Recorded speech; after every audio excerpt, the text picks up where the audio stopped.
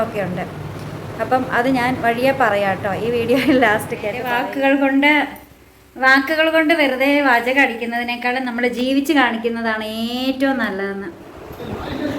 ഇന്നത്തെ വീഡിയോയിൽ ഡൈനാമിക്സ് വെള്ളം കുടിക്കും. അനുസരണശീലം പണ്ടേയില്ല, മടിയാട്ടോ, അതുകൊണ്ടാണ്.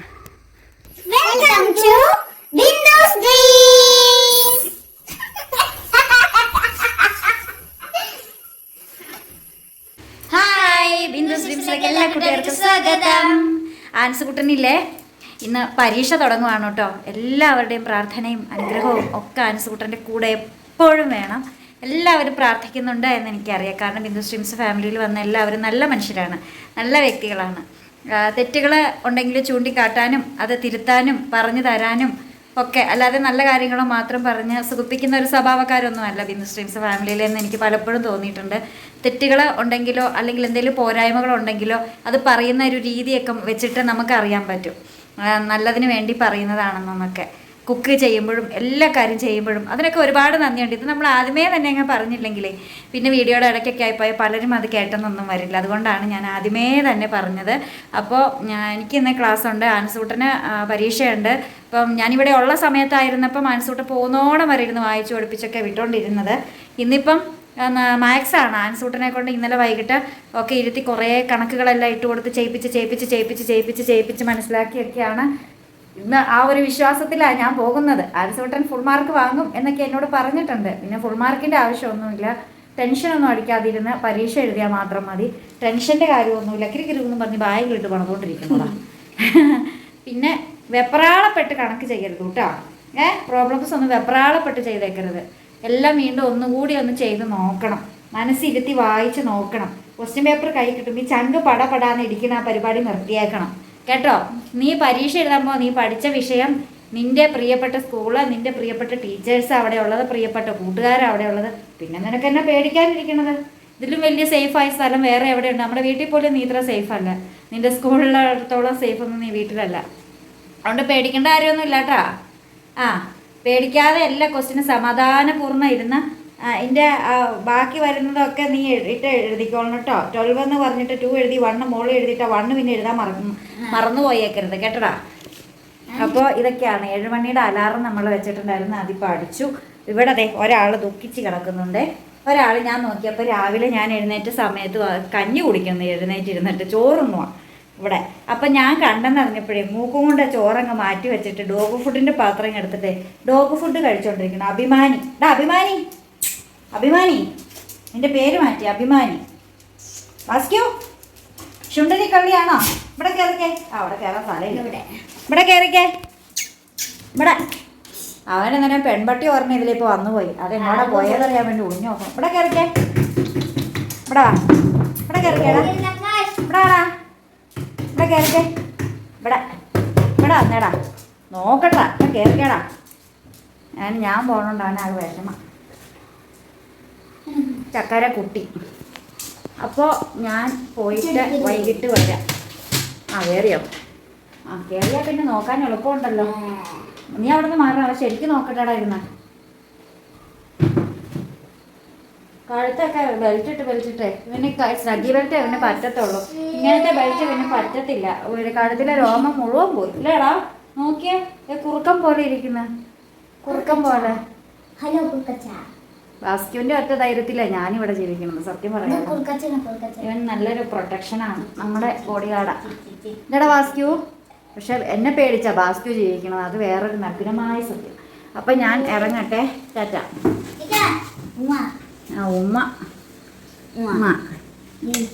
ഉമ്മ അവിടെ വേറൊരാള് പുത്തുണിക്ക് പക്ഷി പൂവാലൻ എപ്പോഴും ഇങ്ങനെയാണ്, റോഡിലേക്ക് നോക്കിയിരിക്കടാ. സാധനം ഒന്ന് നിർത്തിയാലട്ടാടാ. എടാ ഈ മുറിയിലെ കരണ്ടും കിടത്തണം കേട്ടോടാ. മുമ്മാസ് രാവിലെ ഇതിലൊക്കെ കറങ്ങി നടക്കണം കണ്ടു. അപ്പം ഞങ്ങൾ സൈഡിലൊക്കെ പോവാ. ആരാടാ? ബാസ്ക്യോ. ഇതാ പൊന്നോ, അത് അടച്ചിട്ടാരടാ. ഇതാ വാസ്ക്യോ. അവൻ എന്നെ അല്ല നോക്കണം, പെമ്പട്ടീനെയാണ് നോക്കണം, വായി നോക്കി. അപ്പോൾ നമുക്ക് പതുക്കെ അങ്ങ് പോകാം. നേരത്തെ ഇറങ്ങി ഞാൻ പതുക്കെ ഇങ്ങ് നടന്നു പോന്നേ. വലിയ സ്പീഡൊന്നും എടുത്തില്ല, കാരണം നമുക്ക് ഒരുപാട് സമയം ഇനി ബാക്കി കിടക്കുക. ഇന്ന് നേരത്തെ പണികളൊക്കെ കഴിഞ്ഞു. എന്താണെന്നറിയത്തില്ല, കാര്യം പറഞ്ഞാൽ 4 മണിയൊക്കെ കഴിഞ്ഞിട്ടാണ് എഴുന്നേറ്റത്. പക്ഷേ നേരത്തെ തന്നെ എൻ്റെ ജോലിയൊക്കെ കഴിഞ്ഞു. മറ്റേ 4 മണിക്ക് എഴുന്നേറ്റാലും എന്തുകൊണ്ടോ തീരത്തില്ലാത്തതാണ്. പിന്നെ ഒരുപാട് കറിയൊന്നും വെക്കേണ്ടി വന്നൊന്നുമില്ല കേട്ടോ, അതുകൊണ്ടൊക്കെ തന്നെ ആയിരിക്കും. എന്താണെങ്കിലും ഇപ്പോൾ തൈര് ഉറയൊഴിച്ചു തന്നത് വളരെ അനുഗ്രഹമാണ്. എനിക്കാണെങ്കിൽ ബി കോംപ്ലക്സിൻ്റെ ഒരു പോരായ്മയൊക്കെ ഉണ്ട്, വാ പൊട്ടി കീറാറുണ്ട്. പിന്നെ കടിച്ച് കഴിയുമ്പം അവിടെ അങ്ങ് പഴുക്കും. അത് തൈര് കൂട്ടിയാൽ 1 സ്പൂൺ തൈര് ഡെയിലി കൂട്ടിയാൽ മതിയെന്ന് പണ്ടൊരു ഡോക്ടർ പറഞ്ഞതാണ്. ഞാനതൊന്നും ചെയ്യാറില്ല, അനുസരണശീലം പണ്ടേയില്ല, മടിയാട്ടോ. അതുകൊണ്ടാണ് ഒന്നിലും അങ്ങ് ഉറച്ച് നിൽക്കത്തില്ല. മെറൂൺ കളർ എനിക്ക് ചേരുന്നുണ്ടെങ്കിൽ കമൻ്റ് ഇടണേ. ഒരിടെ എന്നും മെറൂൺ തന്നെയായിരുന്നു എൻ്റെ ഡ്രസ്സ്. സൂര്യനൊക്കെ അങ്ങ് ഉദിച്ച മരത്തിൻ്റെ മുകളിൽ കയറി ഇരിപ്പുണ്ട്. പക്ഷെ ഇങ്ങോട്ടൊക്കെ ഇരുട്ട് പോലെ തോന്നുന്നത് ലൈറ്റിൻ്റെ ഒരിതുകൊണ്ടാണ് കേട്ടോ. സൂര്യൻ താ മരത്തിൻ്റെ മുകളിലിരുന്ന് എന്നെ എത്തി വലിഞ്ഞ് നോക്കുന്നുണ്ട്. ദൈവമേ, രാവിലെ എല്ലാം ഹൈനോട്ടം തന്നെയാണ്. നമ്മൾ മെയിൻ റോഡ് എടുക്കാറായിട്ടോ. സത്യം പറഞ്ഞാൽ 2 ബസ് പോയി കഴിഞ്ഞാണ് ഞാൻ പോകുന്ന ബസ് വരത്തുള്ളൂ. കാരണം ഡെയിലി ഉള്ള പാസഞ്ചർ ആയതുകൊണ്ടേ 18 എന്നുള്ളിടത്ത് 15 രൂപയാണ് അവർ വാങ്ങാറുള്ളൂ. അപ്പോൾ ഞാൻ അതിനെ പോകാറുള്ളൂ. അപ്പോൾ കോളേജിൽ ചെന്നിട്ട് കാണാവേ. ഞാനങ്ങനെ രാവിലെ കോളേജിലെത്തിട്ടോ.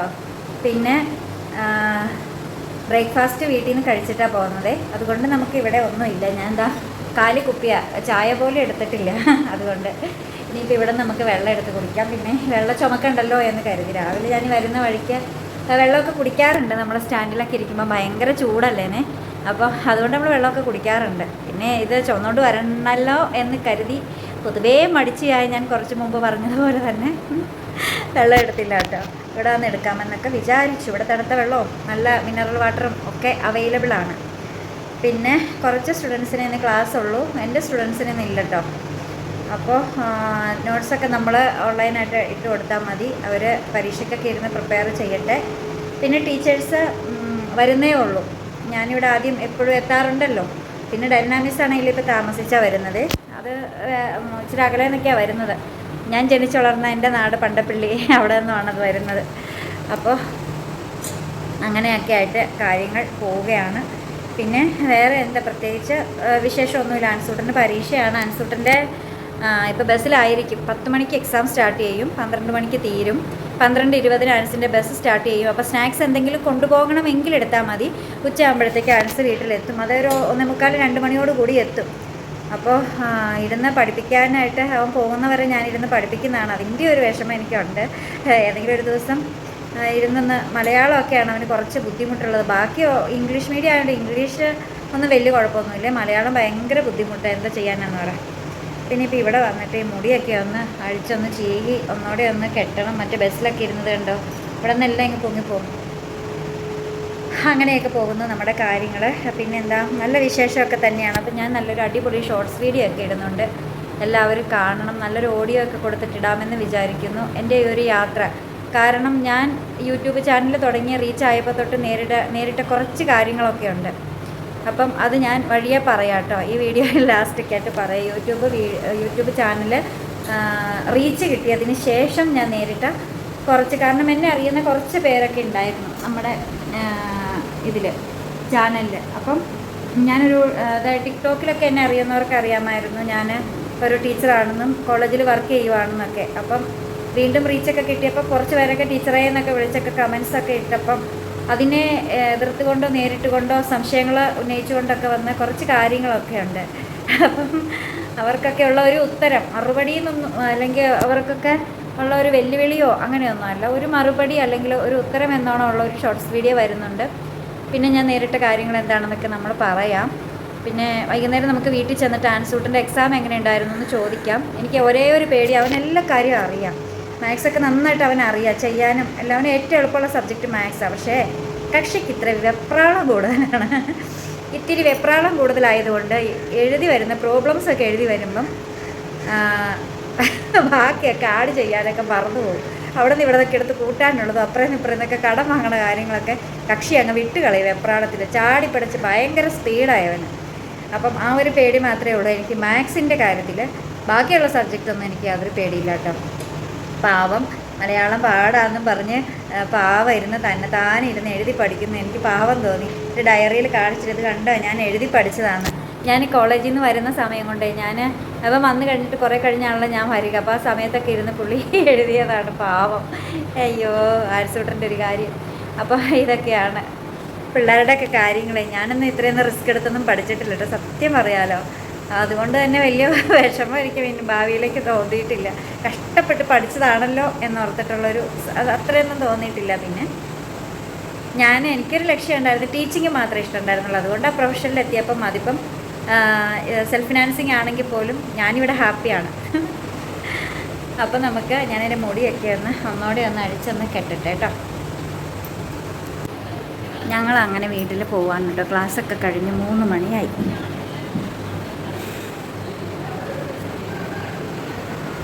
അവിടെ ഒരു മിസ് ഇരിപ്പുണ്ടേ. ഡെൽന മിസ് ഇപ്പോൾ വരും, വെയിറ്റ് ചെയ്യാണ്.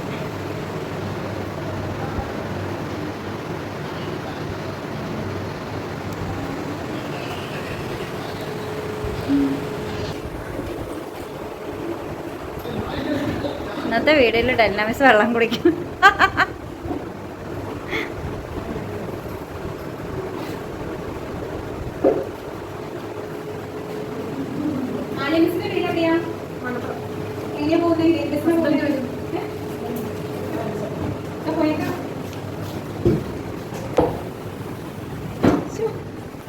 എന്നാ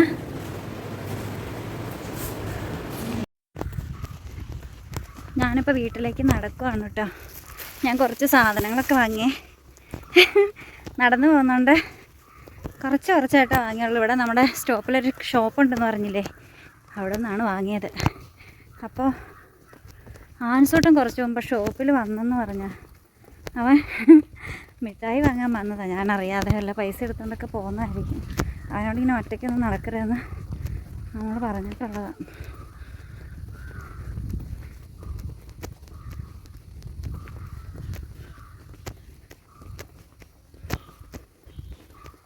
അങ്ങനെ ഇവിടെ എല്ലാം കാടും ഇതെല്ലാം വെട്ടിത്തെളിച്ചിട്ടോ. എന്താണെന്നറിയോ, അമ്പലത്തിലെ ഉത്സവത്തിൻ്റെ ഘോഷയാത്ര വരുന്നത് താലപ്പൊലിയൊക്കെ ഇതിലാണ് പോകുന്നത്. ഇതാണ് ശരിക്കും അമ്പലത്തിലേക്ക് പോകുന്ന വഴി. ഇതാണ്. മറ്റേ വഴി പുതിയ റോഡായിരിക്കും, പുതിയതായിട്ട് ഉണ്ടാക്കിയതായിരിക്കും. ഞാൻ രാവിലെ ബസ് കയറാൻ പോകുന്ന വഴിയേ. അപ്പോൾ ഇതാണ് ശരിക്കും അമ്പലത്തിലേക്ക് പോകുന്ന ആർച്ചൊക്കെ ഇവിടെയല്ലേ. അപ്പോൾ ഇതിൽ ഘോഷയാത്ര പോകുമ്പോൾ എല്ലാം ക്ലീനാക്കി വീട്ടുകാരെല്ലാം പറമ്പൊക്കെ കണ്ടോ നന്നായിട്ട് ക്ലീനാക്കി ഇട്ടിട്ടുണ്ട്. അങ്ങനെ വീട്ടിലെത്തി. എൻ്റെ മാക്കു വാവ ഇവിടെ, തുന്തിരി വാവയുണ്ടല്ലോ, എൻ്റെ പന്താര വാവയുണ്ടല്ലോ, അങ്ങനെ ചുണ്ടരി കുട്ടിയുണ്ടല്ലോ. മൊത്തത്തിൽ സ്മെല്ല് ചെയ്യണമെങ്കിൽ അത് പറ്റില്ല കേട്ടോ ബാസ്ക്യൂ, അത് പറ്റില്ല. എന്നാ എടാ പൊട്ടിക്കല്ലടാ, പൊട്ടിക്കല്ലേ ഞാൻ പറഞ്ഞില്ല ബാസ്ക്യൂ. ബാസ്ക്യൂ ഇനി ഇങ്ങനെ ബെൽറ്റ് ഇട്ട് വെച്ചേക്കല്ലേടാ, ഞാൻ പറഞ്ഞില്ല അതിൻ്റെ കഴുത്തിലെ രോഗം മൊത്തം പോകും. ഓ അങ്ങനെ വീട്ടിൽ എത്തി. നല്ല വെയിലടിച്ചിട്ട് തലവേദന എടുക്കുന്നേ, ഒരു രക്ഷയില്ലാത്ത. എഴുതിയതൊക്കെ ശരിയാണോ ദൈവത്തിനറിയാം. പഠിച്ചോണ്ടാ എന്നിട്ട് വന്നിട്ട് എന്നതാ നാളെ? ഏത് സബ്ജക്റ്റാ? സോഷ്യൽ സയൻസാ?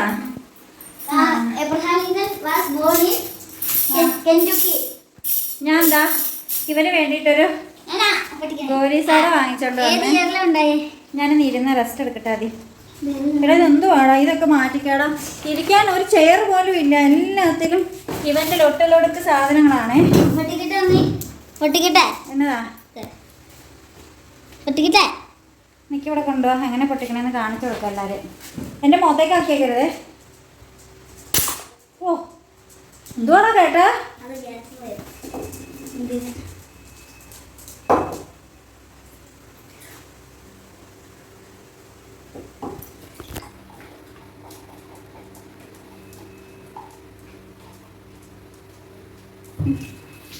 അതെനിക്ക് തന്നെ എനിക്ക് തന്നെ ഓടിക്കടാ ഇങ്ങോട്ടാ. ചേട്ടാ ഭയങ്കര ഇവൻ ആരാ മോൻ? മതി മതി മതി. ഗ്യാസ് കയറുന്നു. വേർത്ത് കുളിച്ചൊരു പരുവമായി നടന്ന് ക്ഷീണിച്ച.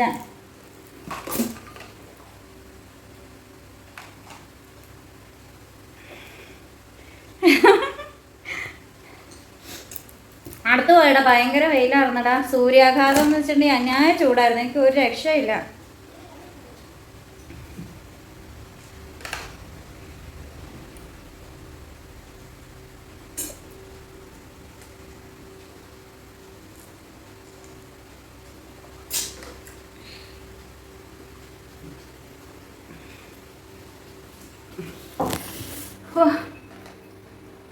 പാല് വാങ്ങിച്ച് ഓറ കഴിക്കാൻ വേണ്ടിയിട്ട്, പിന്നെ ഗോതമ്പ് പൊടി വാങ്ങിച്ച് ചപ്പാത്തി എന്തെങ്കിലും ഉണ്ടാക്കാൻ വേണ്ടി, പിന്നെ സോയാ ബോൾ വാങ്ങിച്ചിട്ടുണ്ട് ചപ്പാത്തിക്ക് കറിക്ക് വേണ്ടിയിട്ട്.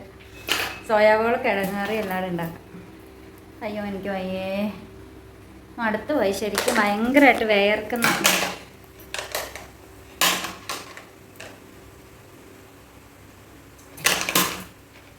എന്താ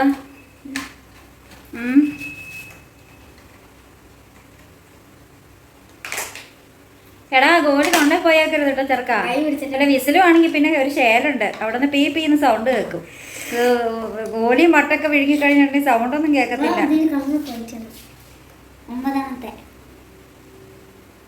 ഇതിനകത്ത് നോക്കിയിട്ടുണ്ടെങ്കിൽ പ്രപഞ്ചം കാണാൻ പറ്റും. Galaxy Galaxy.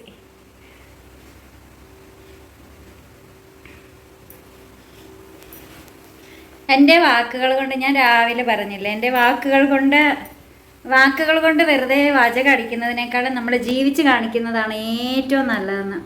എടാ മൊബൈൽ സ്റ്റാൻഡ് തരുവാടാ. അൻസ അടുക്കളയിലാണോ? അപ്പോൾ നമ്മൾ വാക്കുകൾ കൊണ്ട് വെറുതെ വാചകം അടിച്ചിട്ട് കാര്യമില്ല. നമ്മൾ എപ്പോഴും ജീവിച്ച് കാണിക്കണം, അല്ലെങ്കിൽ അത് ചെയ്ത് കാണിക്കണം, പ്രവൃത്തിയിലൂടെ കാണിക്കണം. അങ്ങനെയുള്ളൊരു പക്ഷക്കാരിയാണ് ഞാൻ കേട്ടോ. അപ്പോൾ റീച്ച് കിട്ടിക്കഴിഞ്ഞപ്പോൾ ഞാൻ പറഞ്ഞല്ലോ, എൻ്റെ ഇതുവരെയുള്ള ലൈഫിൽ കടന്നു വന്ന പാതകളിൽ ഞാൻ എപ്പോഴും ടീച്ചിങ് മാത്രം പ്രൊഫഷനാക്കാൻ ഇഷ്ടപ്പെട്ട ഒരു പെൺകുട്ടിയായിരുന്നു ഞാൻ. അതുകൊണ്ട് തന്നെയാണ് ഞാൻ ബി.എഡ് എടുത്തതും വേറെ ഒരു ജോലിക്കും ശ്രമിക്കാതിരുന്നതും. അതൊന്നും ശരിയാണെന്നൊന്നും ഞാൻ പറയുന്നില്ല കേട്ടോ. പക്ഷേ എനിക്ക് പാഷൻ ഇത് മാത്രമായിരുന്നതുകൊണ്ട് മാത്രമാണ് ഞാൻ ഇതിലേക്ക് മാത്രം കോൺസെൻട്രേറ്റ് ചെയ്തത്. പക്ഷേ എൻ്റെ സ്വപ്നങ്ങളെല്ലാം പാതി വഴിയിൽ അങ്ങ് നിന്ന് പോയതുപോലെ ആയിപ്പോയി. എൻ്റെ ലൈഫിലുണ്ടായ കുറേ കാര്യങ്ങൾ, പഠനം കഴിഞ്ഞ് റിസൾട്ടൊക്കെ വരുന്നതിന് മുമ്പേ തന്നെ പപ്പയ്ക്ക് സുഖമില്ലാത്തതുകൊണ്ട് കല്യാണം കഴിപ്പിച്ചു വിട്ടു. അപ്പോൾ ഒരു ജോലി വാങ്ങാനുള്ള അവസരമൊന്നും കിട്ടിയില്ല. പക്ഷേ ആ കല്യാണത്തിൻ്റെ ഒരു വലിയ നൊയമ്പിൻ്റെ ടൈം ആയതുകൊണ്ട് ആ സമയത്ത് നമുക്ക് സമയമുണ്ടായിരുന്നു. അപ്പോൾ ആ സമയത്താണ് എനിക്ക് ഫസ്റ്റ് എൻ്റെ ടീച്ചിങ് എക്സ്പീരിയൻസ് വന്നത്. കരിങ്കുന്നം സ്കൂളിൽ എന്നെ ബി.എഡിന് പഠിപ്പിച്ച ബിന്ദു ടീച്ചർ മലയാളം. ആ ടീച്ചർ പറഞ്ഞ് ഒരു ലീവ് വേക്കൻസി ഉണ്ട്, 2-3 മാസത്തേക്കാണ് പോകാവോ എന്ന് ചോദിച്ച് എന്നെ വിട്ടത്. അപ്പം കല്യാണത്തിന് മുമ്പ് തന്നെ എനിക്ക് ഇങ്ങനെ ഒരു ടീച്ചിങ് എക്സ്പീരിയൻസ് കിട്ടി കരിങ്കുന്നം സ്കൂളിൽ നിന്ന്. പിന്നെ എനിക്ക് കല്യാണമൊക്കെ കഴിഞ്ഞ് കുട്ടിയൊക്കെ ആയി അങ്ങനെ ഇരുന്നു. പിന്നെ അങ്ങ് പോകാൻ പറ്റില്ല. അങ്ങനെയാണ് ഗ്ലോബൽ ഇന്ത്യൻ പബ്ലിക് സ്കൂളിൽ ആൻസിൻ്റെ ഇപ്പോഴത്തെ പ്രിൻസിപ്പൾ, അന്ന് ഗ്ലോബൽ ഇന്ത്യനിലെ പ്രിൻസിപ്പാളായിരുന്നു, സാറിൻ്റെ കൂടെ വർക്ക് ചെയ്യാൻ പറ്റി. കുറച്ച് നാളത്തേക്കും ജോജോ ചേട്ടൻ മരിച്ചു. പിന്നെ നമുക്ക് വേറെ ഒന്നിനും സമയം കിട്ടിയില്ല. പ്രശ്നം മൊത്തത്തിൽ പ്രശ്നങ്ങളായിരുന്നു. അങ്ങനെ എങ്ങും പോകാൻ പറ്റാതെ ഹസ്ബൻഡിൻ്റെ മരണം, അത് കഴിഞ്ഞപ്പം അമ്മയ്ക്ക് അസുഖം, നമുക്ക് സ്വസ്ഥമായിട്ടൊന്ന് ഇരിക്കാനുള്ള സമയമോ ഒന്നും കിട്ടിയില്ല. മനസ്സിനേറ്റ വലിയൊരു മുറിവും മരണം കൊണ്ട് ഏറ്റ ആഘാതത്തെക്കാളും അതിനുശേഷം മറ്റു ചിലരിൽ നിന്നും ഒക്കെ ഉണ്ടായ വേദനിപ്പിക്കുന്ന കുറേ അനുഭവങ്ങളായിരുന്നു. അപ്പം ആ സമയത്തൊന്നും നമുക്ക് കോൺസെൻട്രേറ്റ് ചെയ്തൊന്ന് പഠിക്കാനോ ഒന്നിനും ഒരു സമയം കിട്ടിയില്ല, ഒരു ജോലിക്ക് വേണ്ടി ശ്രമിക്കാനോ ഒന്നും. അങ്ങനെയാണ് പിന്നെ അമ്മയ്ക്ക് അസുഖമൊക്കെ കഴിഞ്ഞ് കീമോയും കഴിഞ്ഞപ്പം എന്ത് ചെയ്യണമെന്നറിയാതെ പകച്ച് നമ്മൾ സ്വർണ്ണം എല്ലാം കൊണ്ടുപോയി പണയൊക്കെ വെച്ച്, നമുക്ക് ജോലിയൊന്നും ഇല്ലല്ലോ, ഇത് ഓപ്പറേഷനൊക്കെ ഉണ്ട്. അപ്പം അങ്ങനെ പകച്ച് നിന്ന അവസരത്തിലാണ് നമ്മുടെ അലസറിൽ TTI കോളേജിലൊരു വേക്കൻസി വരുന്നുണ്ടെന്ന് അറിഞ്ഞ് നമ്മളവിടെ ബയോഡേറ്റ കൊടുക്കുകയും അന്നത്തെ പ്രിൻസിപ്പാൾ രാമകൃഷ്ണൻ സാറ് 5-6 പേരന്ന് ഇൻ്റർവ്യൂ ഉണ്ടായിരുന്നു. അതിൽ നിന്ന് എന്നെ സെലക്ട് ചെയ്തതും ഒക്കെ ആയിട്ട് അതൊരു വല്ലാത്ത അനുഭവമായിരുന്നു. എൻ്റെ ജീവിതം എന്ന് വെച്ചിട്ടുണ്ടെങ്കിൽ ഞാൻ തീരുമാനിച്ച എൻ്റെ തീരുമാനങ്ങൾക്കനുസരിച്ച് ഒഴുകിയതല്ല, ഒഴുക്കിനൊത്ത് ഞാൻ എൻ്റെ ജീവിതത്തിനൊപ്പം നീന്തി പോവുകയാണ് ചെയ്തത്. ഒഴുക്കിനെതിരെ നീന്തുവല്ല ചെയ്തത്, ഒഴുക്കിനൊത്ത് പോയ വഴിക്ക് എനിക്ക് കിട്ടിയ പിടിവള്ളികളിലെല്ലാം ഞാൻ പിടിച്ച് വലിഞ്ഞു കയറാൻ ശ്രമിച്ചിട്ടുണ്ട്. അതിലെല്ലാം കാലിടറി വീഴാൻ നോക്കിയിട്ടുണ്ടെങ്കിൽ പോലും അതൊക്കെ വെറും ഒരു കണ്ണീർ തട്ടി പോയതാണെന്ന് മാത്രം വിശ്വസിക്കാനാണ് എനിക്കിഷ്ടം. അങ്ങനെ പോയി. പിന്നെയാണ് ഇടയ്ക്ക് IELTS പഠിക്കാം, വിദേശത്തേക്ക് പോകാം എന്നുള്ളൊരു ചാൻസൊക്കെ വന്നപ്പോൾ നമ്മൾ അതിനെല്ലാം ശ്രമിച്ചു. പിന്നെയും ജീവിതം ഇങ്ങനെ വഴി മാറിക്കൊണ്ടേയിരുന്നു. കൊറോണ വന്നു, ചേട്ടായിയുടെ മരണം, വീട്ടിലാരുമില്ലാത്ത അവസ്ഥ, അങ്ങനെ കുറേ പ്രശ്നങ്ങളിലൂടെ എല്ലാം കടന്നു പോയെങ്കിലും നമ്മൾ പ്രതീക്ഷ കൈവിട്ടില്ല. എൻ്റെ ടീച്ചിങ് എക്സ്പീരിയൻസും മോഹങ്ങളൊന്നും കൈവിട്ടില്ല. നമ്മൾ അണ്ണാമല യൂണിവേഴ്സിറ്റി സ്റ്റുഡൻസിന് ഓൺലൈൻ ക്ലാസ് ടീച്ചിങ് തുടങ്ങി. അത് ടീച്ചർ ഓൺ എന്ന് പറയുന്നൊരു ആപ്പ് വഴി, ഒരിക്കലും യൂണിവേഴ്സിറ്റി ആയിട്ടല്ല, ആപ്പ് വഴി ഇവിടെയൊക്കെ ഡിസ്റ്റൻസ് എഡ്യൂക്കേഷൻ പഠിക്കുന്ന കുട്ടികളെ നമ്മളെ തേടിയെത്തി അവർക്ക് ഇന്ന സിലബസ് എടുത്ത് തരുന്നത്. സിലബസ് മാത്രമേ എടുത്തു കൊടുക്കുമായിരുന്നുള്ളൂ, അല്ലാണ്ട് കുറച്ച് പോർഷൻസോ ട്യൂഷനോ അങ്ങനെയൊന്നുമല്ല. ഒരു സിലബസ് കംപ്ലീറ്റ് ആയിട്ട് എടുത്തു കൊടുക്കുക, ഇത്ര രൂപ വാങ്ങുക എന്നുള്ള ഒരു രീതിയിലേക്ക് പോയി. അതായിരുന്നു നമുക്ക് ലാഭം. അങ്ങനെയാണ് നമ്മുടെ യൂട്യൂബ് വീണ്ടും പച്ച പിടിച്ചു വന്നു. എൻ്റെ ലൈഫ് അറിയാത്തവർക്ക് മുമ്പിൽ പറയുകയാണ് കേട്ടോ. അന്നേരമാണ് പണ്ട് എന്നെ ടിക്ടോക്കിൽ അറിയാവുന്ന കുറേ പേര് ടീച്ചറായി അതൊക്കെ പറഞ്ഞു കൊടുക്കും. അപ്പോൾ ടിക്ടോക്കുള്ള സമയത്ത് നമ്മൾ കോളേജിൽ വെച്ച് വീഡിയോ ഒക്കെ ചെയ്തിട്ടുണ്ട്. കോളേജിൽ പോകുന്നതും അങ്ങനെ കോളേജിൽ കുറച്ച് കാര്യങ്ങളൊക്കെ കാണിച്ചിട്ടുണ്ട്. അപ്പം ടീച്ചറാണെന്ന് കുറച്ച് പേർക്ക് അറിയാമായിരുന്നു. നമ്മുടെ ഈ കഴിഞ്ഞ ഒക്ടോബറിൽ നമ്മുടെ യൂട്യൂബ് വീഡിയോ വൈറലായപ്പം നമ്മുടെ കിച്ചൺ വീഡിയോയും പ്രത്യേകിച്ചും വിറകടുപ്പിലുള്ള കുക്കിങ്ങുമായിരുന്നു. വിറകടുപ്പിലെ കുക്കിംഗ് എന്ന് പറയാനായിട്ട് അത് നോക്കുമ്പോൾ അയ്യോ, ഒരു സാധാരണക്കാരി, ഒരു വീട്ടമ്മ ഒരു നൈറ്റി ഇട്ട് നിന്ന് കുക്ക് ചെയ്ത് വിറകടുപ്പിൽ കരി പുരണ്ട അടുക്കളയിൽ നിന്ന് കുക്ക് ചെയ്യുന്നു. ഇവർ ടീച്ചറോ? ഇവർ പറയുന്ന വിശ്വസിക്കാൻ പറ്റത്തില്ല. എങ്ങനെ വിശ്വസിക്കാൻ പറ്റും? ഇവരുടെ ഡ്രസ്സിങ് ഇതാണ്, ഒരു ടീച്ചറിൻ്റെ ലുക്ക് ഇതല്ല എന്നുള്ളൊരു ചിന്താഗതി പലരിലേക്കും ഉണ്ടായി. ഒരുപാട് അങ്ങനെയുള്ള കമൻസുകളും വന്നിട്ടുണ്ടായിരുന്നു. അപ്പോൾ ഇതിനെല്ലാം നമുക്ക് വാക്കുകൊണ്ട് എത്ര പേരെ നമുക്ക് പറഞ്ഞ് മനസ്സിലാക്കാൻ പറ്റും, നമുക്ക് പ്രവൃത്തി കൊണ്ടേ സാധിക്കുമായിരുന്നുള്ളൂ. അപ്പോൾ ഈ പറയുന്ന സമയത്തെല്ലാം നമ്മൾ ഇപ്പം എൻ്റെ ജോലിയിലേക്ക് കയറാനുള്ള എല്ലാ കാര്യങ്ങളും നടന്നു വന്ന സമയത്തൊക്കെ ആയിരുന്നു ഞാനൊരു ചെറു പുഞ്ചിരിയോട് കൂടിയാണ് ഈ കമൻറ്റുകളെല്ലാം വായിച്ചത്. അറിവില്ലായ്മയാണല്ലോ അവരുടെ. ചിലർ നെഗറ്റീവ് പറയാൻ വേണ്ടി മാത്രമായിട്ട് കമൻ്റ് ഇട്ടവരും ഉണ്ട് കേട്ടോ. ആ സമയത്തെല്ലാം ഞാൻ ജോലിക്ക് കയറാനുള്ള സകല പൂർത്തീകരണങ്ങളെല്ലാം നടത്തിയിട്ടുണ്ടായിരുന്നു. അപ്പം അങ്ങനെയാണ് നമ്മളിവിടെ ലോ കോളേജിൽ കയറിയത്. ലോ കോളേജിൽ കയറി അസിസ്റ്റൻറ്റ് പ്രൊഫസറായിട്ട് തന്നെ കയറി. അപ്പം നാളെ 10 മണിക്കൊരു ഷോർട്സ് വീഡിയോ വരും, അതെല്ലാവരും കാണണം കേട്ടോ. അപ്പം നിങ്ങൾ കണ്ട എന്നിൽ നിന്നും എൻ്റെ എന്നിലേക്കുള്ള ഒരു യാത്രയുടെ ഒരു ഷോർട്ട് സ്റ്റോറി എന്ന് പറയാം. നമ്മുടെ ചെറിയൊരു സ്റ്റോറി പോലെ ആയിട്ടാണ്. കിച്ചൺ വീഡിയോ ആണ് കേട്ടോ, കിച്ചൺ വീഡിയോ കൂടിയാണ്. എല്ലാവർക്കും ഇഷ്ടമുള്ള രീതിയിൽ തന്നെയൊക്കെയാണ്. അപ്പം എല്ലാവരും കാണണം, സപ്പോർട്ട് ചെയ്യണം. അല്ല ഡാൻസ് കൂട്ടാ സപ്പോർട്ട് ചെയ്യണ്ടേ? ഡാൻസ് കൂട്ടരാണെങ്കിൽ പരീക്ഷയാണ്. മാത്സ് എങ്ങനെ ഉണ്ടായിരുന്നു? എഴുതിയോ വല്ലതൊക്കെ? പ്രോബ്ലം ഒക്കെ കറക്റ്റ് ആയിട്ടാണ് ചെയ്തേ? തെറ്റിച്ച് വെച്ചോ? എത്രണ്ണം ചെയ്യാത്ത ഉണ്ട്? ഒരെണ്ണം അതിനറിയില്ലായിരുന്നോ? ടൈം കിട്ടിയില്ലേ? അറിയില്ലായിരുന്നു. ടീച്ചർ എന്ത് പറഞ്ഞു? ഏത് ടീച്ചറായിരുന്നു നിങ്ങൾക്ക് എക്സാം ഹാളിൽ വന്നത്? ആണോ?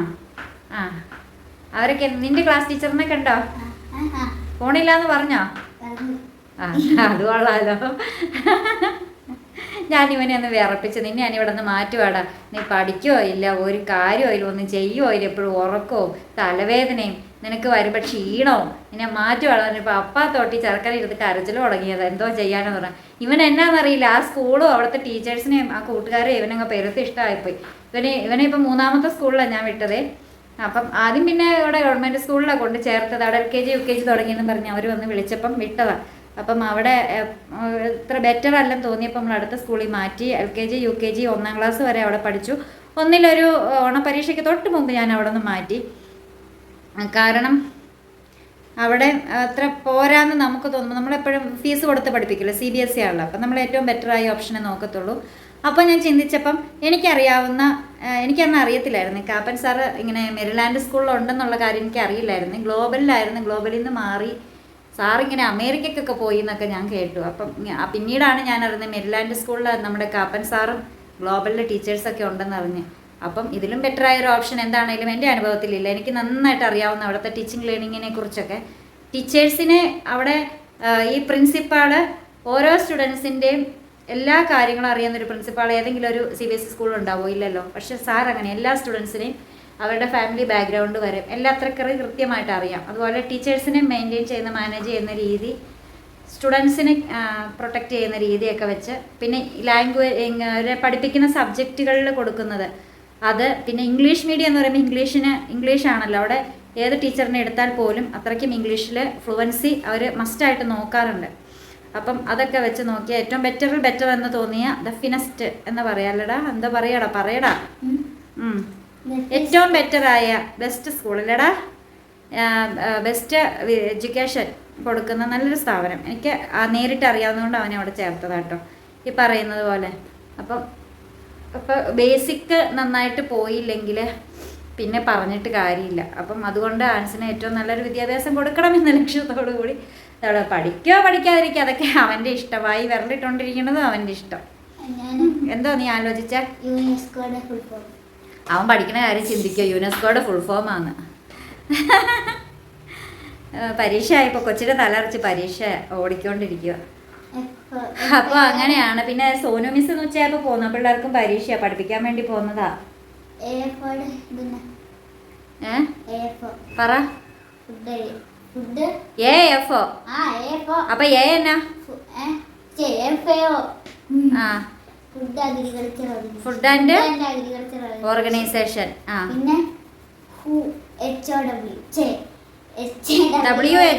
WHO world health organisation. Good. പറ. നീ പറ. നീയല്ലേ പഠിക്കണവൻ. നീ പറയടാ. UNESCO educational and educational and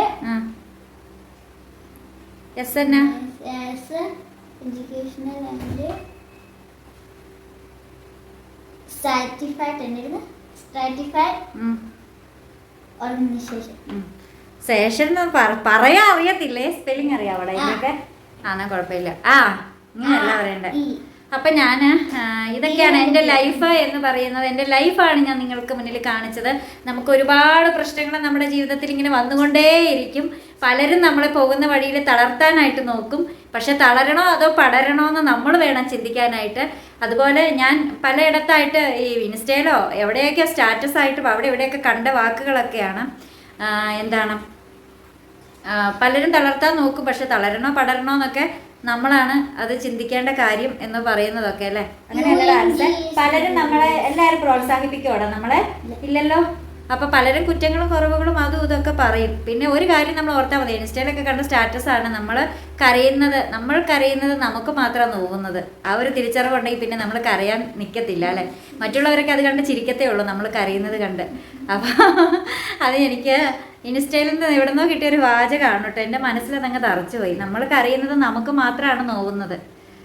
അത് നമ്മൾ തിരിച്ചറിയുന്ന നിമിഷം നമ്മൾ കരച്ചിൽ നിർത്തും അല്ലേ? നമ്മളെന്തിനാ മറ്റുള്ളവർക്ക് വേണ്ടിയിട്ട് കരയുന്നത്? അതിൻ്റെ ആവശ്യമേ ഇല്ലല്ലോ. നമുക്ക് സന്തോഷിക്കാൻ 100 കാര്യങ്ങൾ വേറെ കിടക്കുക. അപ്പം നമ്മുടെ ജീവിതത്തിലെ ചെറിയൊരു പോർഷൻ മാത്രമാണ് ഈ ഭാഗം. അതിനെ ഓർത്ത് നമുക്ക് കരയേണ്ട കാര്യമില്ല. ലൈഫ് ഇങ്ങനെ നീണ്ടു നിവർന്ന് കിടക്കുക. അതിനെ ഓർത്ത് നമുക്ക് സന്തോഷിക്കാം. അതിൽ കുറേ കാര്യങ്ങൾ നമുക്ക് നേടാനുണ്ട്. നേട്ടമായിട്ട് വരും, ഒരുപാട് സന്തോഷമായിട്ട് വരും. അപ്പോൾ പിന്നെ ഈ കുഞ്ഞു കാര്യത്തെ ഓർത്ത് നമുക്ക് ചിലപ്പം അത് നമ്മുടെ ഭർത്താവ് മൂലമാകാം, ഭാര്യ മൂലമാകാം, അല്ലെങ്കിൽ സുഹൃത്തുക്കൾ മൂലമാകാം, ലവേഴ്സ് മൂലമാകാം നമ്മൾ വിഷമിക്കേണ്ടുന്ന അവസ്ഥ വരുന്നത്. പക്ഷെ അതൊക്കെ ജീവിതത്തിൻ്റെ ചെറിയൊരു പോർഷൻ മാത്രമാണ്. ബാക്കി കുറേ കാര്യങ്ങൾ നമുക്ക് ഇപ്പം ഒരു ലവറിൽ നിന്നും അല്ലെങ്കിൽ ഒരു സുഹൃത്തിൽ നിന്നും നമുക്ക് കുറച്ച് വേദന കിട്ടിക്കഴിഞ്ഞിട്ടുണ്ട്, അല്ലെങ്കിൽ ഒരു ഭർത്താവിൽ നിന്ന് കുറച്ച് വേദന കിട്ടി, അല്ലെങ്കിൽ ഭാര്യയിൽ നിന്നും നമ്മൾ അഗാധമായിട്ട് ദുഃഖിക്കേണ്ടുന്ന അവസ്ഥ വന്നത് ജീവിതത്തിൻ്റെ ഒരു ഭാഗം മാത്രമാണ്. ബാക്കി മക്കളായിട്ട്, സുഹൃത്തുക്കളായിട്ട്, നമ്മുടെ സന്തോഷങ്ങളായിട്ട്, നമ്മുടെ സ്വപ്നങ്ങളായിട്ട്, അംബീഷനായിട്ട്, നമ്മുടെ എയിംസ് ആയിട്ട് ഒക്കെ ആയിട്ട് ബാക്കി ലൈഫ് ഇങ്ങനെ നീണ്ടു നിവർന്ന് കിടക്കുക. അതൊക്കെ കയ്യെത്തി പിടിക്കണ്ടേ? ഒരു ഭാഗത്തെ അങ്ങ് അതിൻ്റെ പാട്ടിന് വിട്ടേക്കുക. നമ്മളെ കരയുന്ന കാര്യങ്ങളൊന്നും നമുക്ക് വേണ്ട. ആ ഒരു ചിന്താഗതിക്കാരിയാണ് ഞാൻ. അപ്പോൾ ഇതൊക്കെ അനുഭവത്തിൽ നിന്നും പഠിച്ചതാണ് കേട്ടോ. പണ്ടൊക്കെ ഞാൻ അയ്യോ പൊത്തോ എന്ന് പറയും, അള്ളോ വള്ളോ എന്ന് പറഞ്ഞൊക്കെ കരയുന്ന ടീമായിരുന്നു. പക്ഷേ ഇപ്പം ഞാൻ അങ്ങനെയൊന്നുമല്ല. പിന്നെ ജീവിതത്തിൽ ഇന്നത് കിട്ടിയാലേ ജീവിതം സക്സസ് ആവും അങ്ങനെയൊന്നുമില്ല. നമ്മൾ ഇപ്പോൾ ആയിരിക്കുന്ന അവസ്ഥയിൽ നിന്ന് നമുക്ക് ഏതായാലും ഇനി പിന്നോട്ട് പോയിട്ട് അതെല്ലാം നേടി തിരിച്ചു വരാനുള്ള സമയമൊന്നുമില്ല. ഇനി മുന്നോട്ട് പോയിട്ട് എന്തെങ്കിലുമൊക്കെ നേടാനുണ്ടോ എന്ന് നോക്കിയാൽ മതി. എനിക്കത് കിട്ടിയില്ലല്ലോ എന്നോർത്ത് ഒരിക്കലും ദുഃഖിക്കരുത്. ഇനി കിട്ടാനുള്ളതിനെക്കുറിച്ച് ഓർത്ത് അതിനെ ലക്ഷ്യം വെച്ച് മുന്നോട്ട് പോയാൽ മതി. അതാണ് ബെറ്റർ ചോയ്സ് അല്ലടാ? യെസ്. അപ്പൊ നമ്മൾ കൂടുതൽ പറഞ്ഞ ആരെയും ബുദ്ധിമുട്ടിപ്പിക്കുന്നില്ല. അപ്പൊ പിന്നെ മുതൽ വീഡിയോ കേട്ട് വീണ്ടും